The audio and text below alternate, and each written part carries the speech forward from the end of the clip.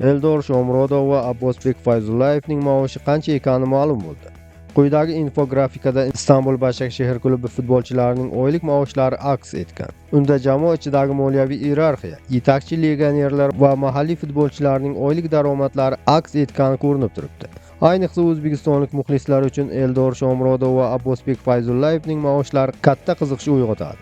Ma'lumotlarga ko'ra, Eldor Shomurodov oyiga 24.038 euro maosh oladi.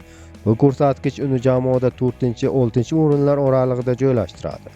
Turkiya Superligasida tajribaga ega terma jamoa yetakchilaridan biri bo'lgan hujumchi uchun bu maosh o'rtacha, ammo barqaror hisoblanadi. Shomurodovdan yuqori maosh olayotganlar orasida portugaliyalik Crespo 48.077 euro, marokashlik Harit va turkiyalik Uzdemir 31.154 euro bor. Bu esa Başakşehirda eng katta maoshlar asosan jamoaning markaziy figuralari va tajribali legionerlarga berilganini ko'rsatadi. Abbosbek Fayzullayev esa ro'yxatning quyi qismida joy olgan.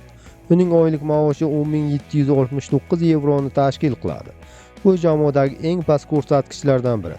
Biroq bu holat salbiy ma'noda qabul qilinmasligi kerak. Fayzullayev yosh, endigina Yevropa futboliga kirib kelayotgan futbolchi. Klublar odatda bunday iqtidorlarga avval pastroq shartnoma berib, o'yin amaliyoti va rivojiga qarab keyinchalik maoshini oshirish yo'lini tanlaydi.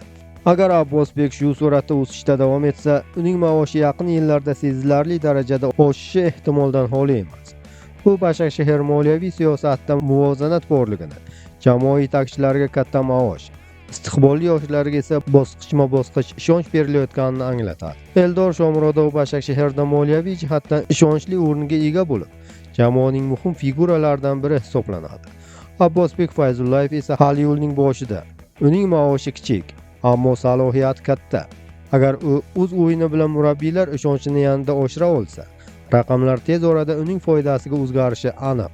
Qisqasi, Başakşehirda o'zbek futbolchilari nafaqat maydonda, balki moliyaviy jihatdan ham Yevropada o'z o'rnini topib bormoqda.